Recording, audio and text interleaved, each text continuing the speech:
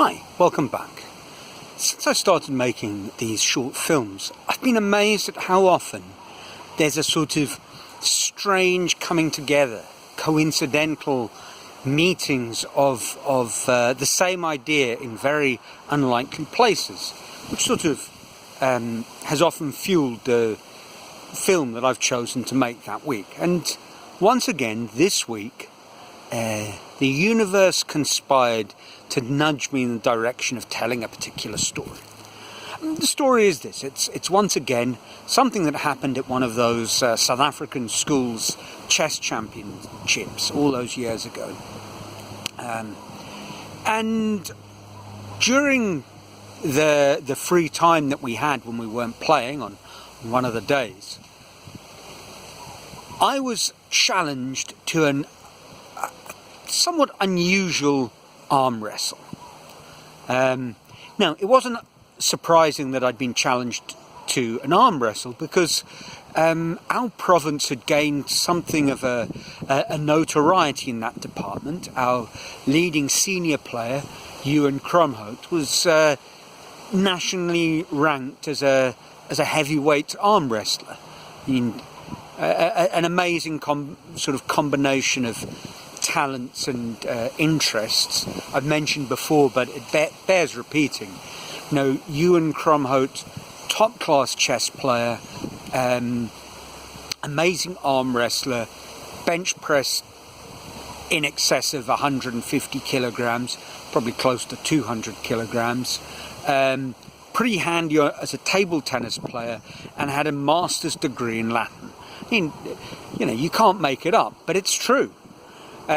Anyway, as a result, perhaps, people thought of the Eastern Cape as being a hotbed of chess-playing arm wrestlers. And I suppose I stood out in this regard because, unlike most of the other competitors, I took part in sort of more conventional and physically directed sports. I played rugby, for example, and make no mistake, without buying into hackneyed stereotypes, not many of the other chess players were particularly gifted when it came to rugby or, for that matter, arm wrestling.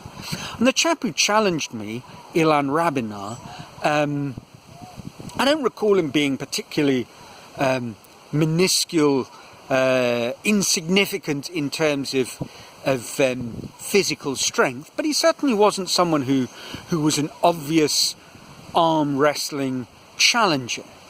And he had a twist. He had a Russian background, so he said, "Now look, why don't we arm wrestle the Russian style?" So I said, "Listen, I'm happy to do this whatever way you choose." And he explained that whereas in conventional arm wrestling you sort of move your arms orthogonally to the position with which you're facing, in the Russian style of arm wrestling you pulled your opponent towards you, kind of like that. Perhaps you can see where this is going, but I won't keep you in suspense. We started arm wrestling.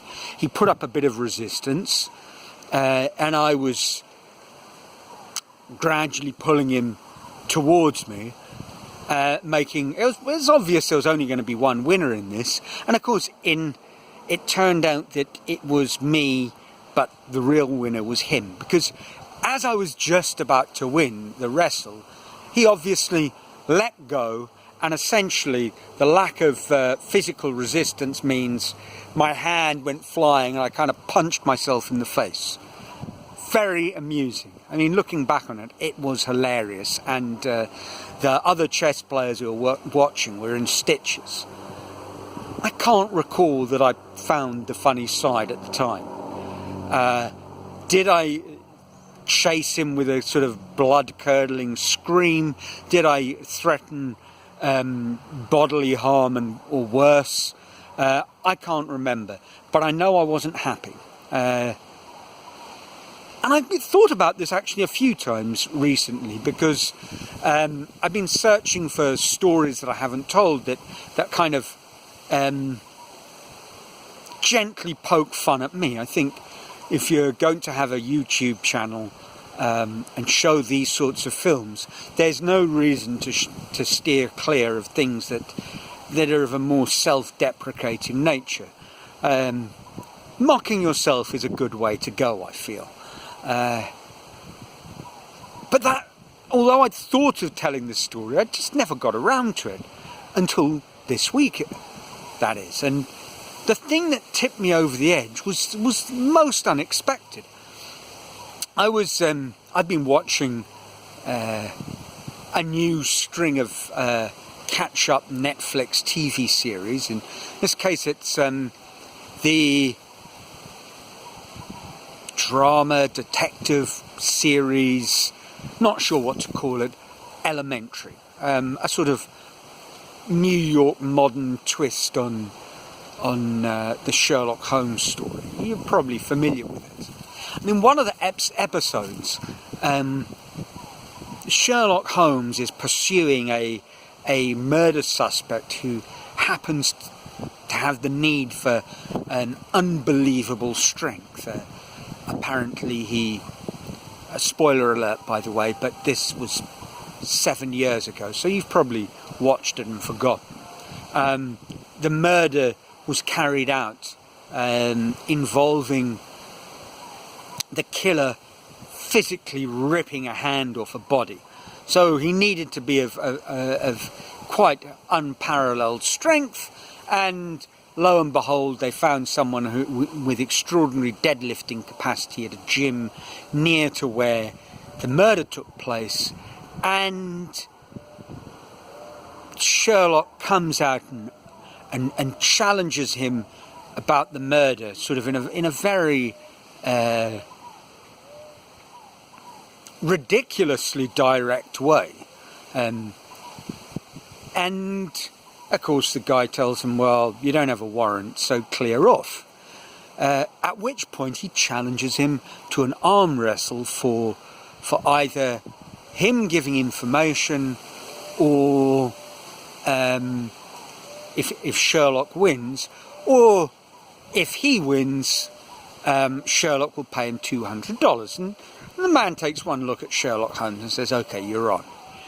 And as they sit down and get ready, Sherlock points out that, why didn't we do this the British way?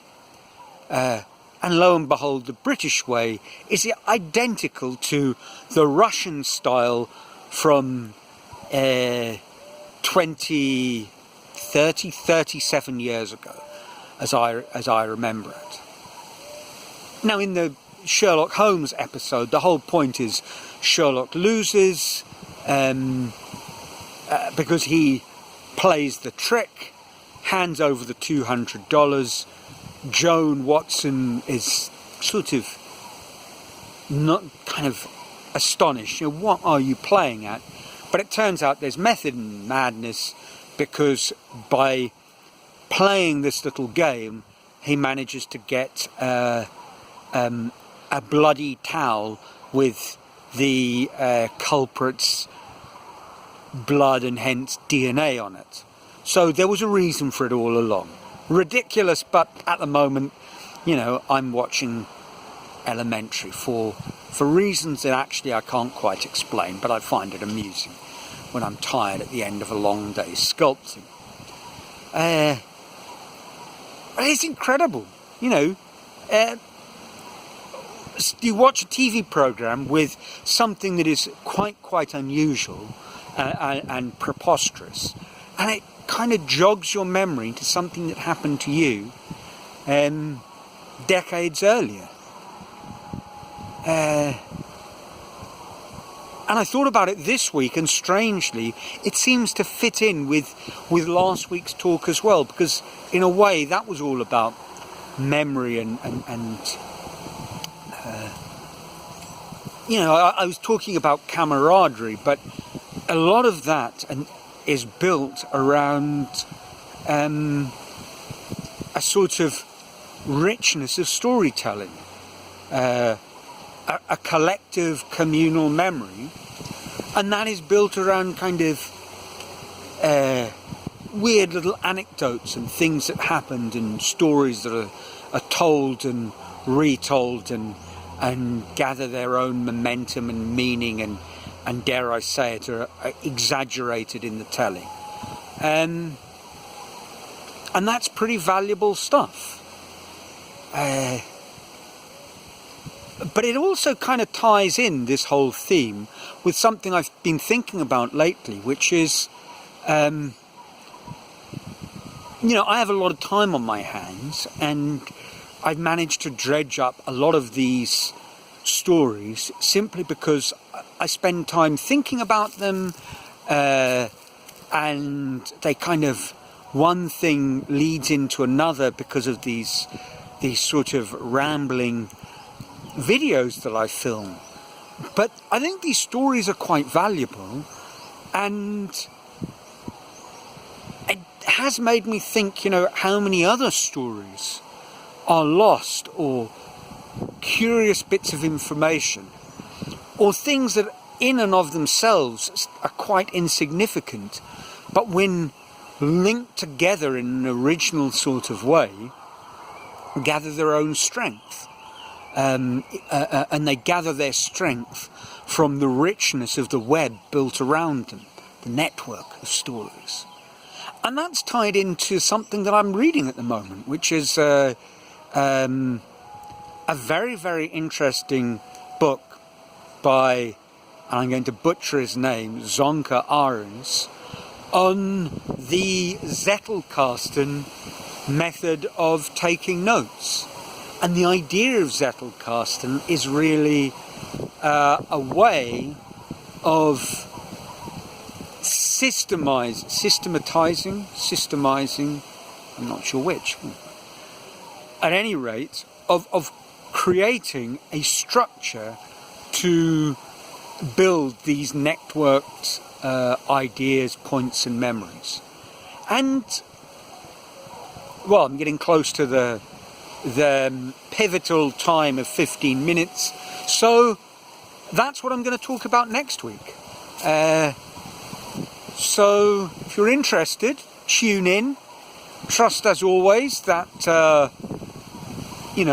this film finds you in good health and cheer, and as always I'd love to hear your thoughts and opinions, so feel free to comment, or to put down something suitably witty, scathingly mocking, feel free.